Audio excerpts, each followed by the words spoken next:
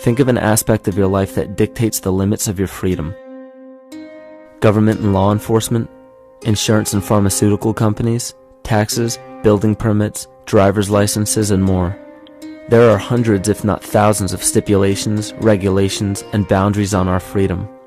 And out of the ones that were just mentioned, how many have you researched to find out whether they apply to you or not? Let's look at the forms of law that we currently acquiesce to.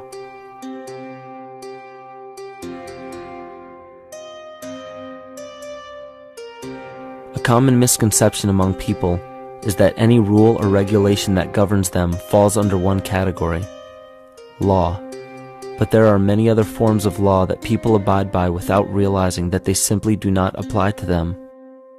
Another misconception is that a nation's constitution gives us our rights. A constitution does nothing more than list the rights that we already have. We are born with inalienable rights, endowed to us by our Creator. They are not given to us, and they cannot be given away. The most a person can do with a right is choose whether to exercise it or not. Maritime admiralty law is what's known as the law of the water. It is superseded by civil law and only applies to those who willingly contract themselves into it. The definition of admiralty law is a body of private international law governing the relationships between private entities which operate vessels on the oceans.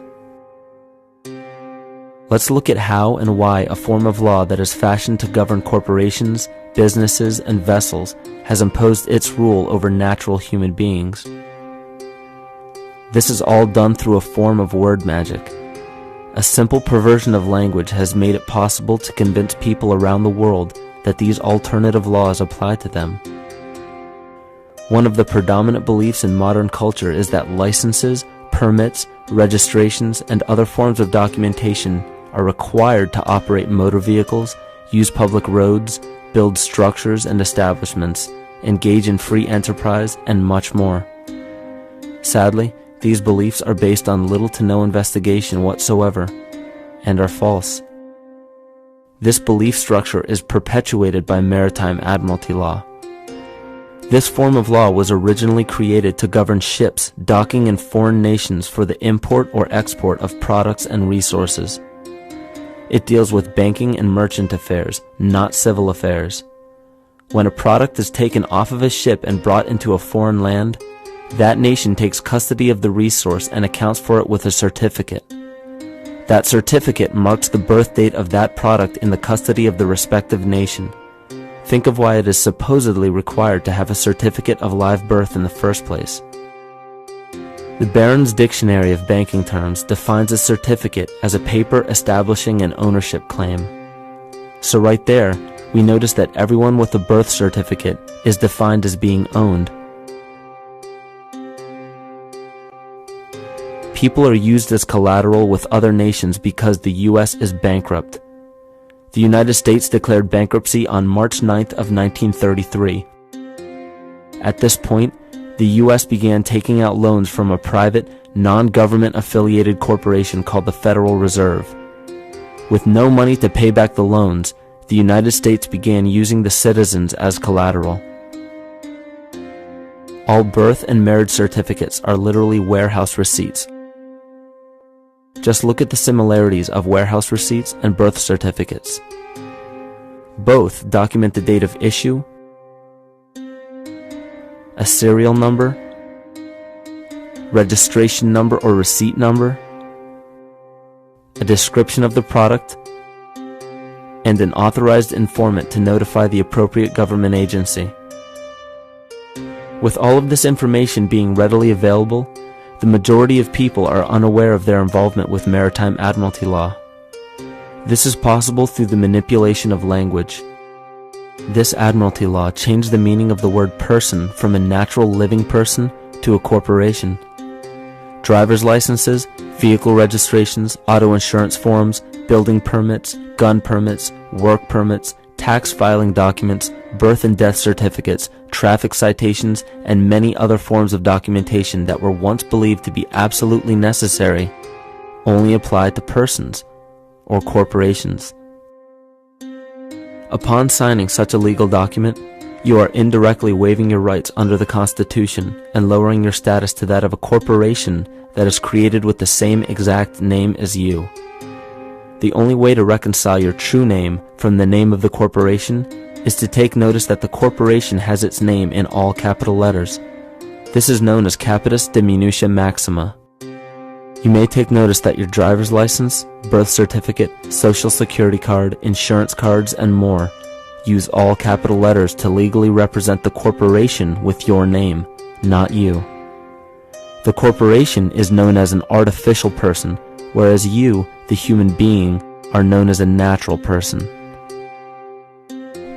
This deception goes even deeper when it comes to the courts that we attend. When showing up to court, you will notice that there are seats for witnesses behind a wooden fence or barrier. The defendant must cross through the entrance to the other side of the barrier where the plaintiff and judge sit. This act symbolizes the boarding of a ship. At this time, business can be conducted in maritime admiralty law. The judge, acting as captain or banker, is responsible for settling the balance between the two sides. This is why there is always a monetary value involved in any court case. The captain is simply dealing with banking and merchant disputes. Once the balance is paid, the case is closed. To turn the court case away from admiralty law where your rights are not protected, you must avoid agreeing to represent the artificial person. This is done by stating that you are the natural person. You don't have a first or last name because those imply corporate title. In a court case, you may state that the court takes judicial notice of your honor's oath of office. Every judge must take an oath of office to practice law, yet you must make it clear to the court and the jury that the judge is acting as judge and not banker. Remember that you are a natural human being of the earth. You are not governed by anything but your own consciousness. Laws are created within a society. The society that created the laws we see being enforced today is called the Law Society. Yet the most beautiful part of this entire deception is the fact that we are not part of the Law Society, so their laws do not apply to us. Judges, lawyers, and law enforcement officers, they're all part of a society. Within that society, they've created their own language that's deceptively similar to English. They have these little things called statutes, acts, and regulations that seem like laws, but they really only apply to those within their society. So that basically means all the traffic violations, minimum age requirements, and everything except for damage to another person or their property doesn't really apply to the natural person. Laws only apply to those within the Law Society. The game being played is an illusion. You can simply choose to open your eyes and reclaim the freedom that you were born with, bound by nothing but the limits of your imagination. These are just a few examples of assuring that your rights are being protected. By far, the most important line of defense against this deception is to be aware of the perversion of language, and be absolutely aware of how you form your beliefs and concepts.